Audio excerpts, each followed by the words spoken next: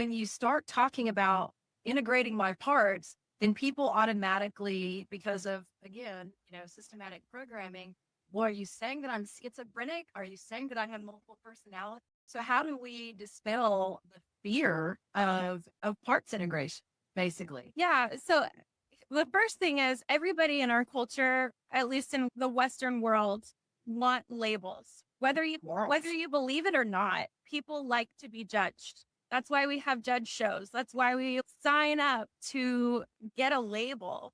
And a lot of that can even be out of performance mentality. So bringing performance mentality to the please diagnose me or are you diagnosing me? That can be a program in and of itself. When we're dealing with parts work, I think of it as a spectrum.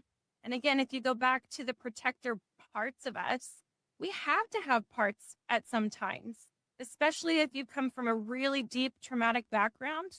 Those parts are there to protect. And it can be very helpful and good, especially if we're talking about children who have been traumatized. That can be very beneficial. Sometimes the trauma will be so deep and so severe that amnesic walls are put up to where it's like, I cannot remember this. I will not remember this. And those are some of those internal vows that we make. So with that, if we have things that we have willfully not remembered, but there's divisionary pieces coming forward, it can look very chaotic on the internal world. Maybe we could lean into the thing that is a little uncomfortable, not look for a label, not look for a diagnosis, and not assume that someone is diagnosing. Then we're going to be able to move forward and not have a label that, again, we're going to need to get rid of later.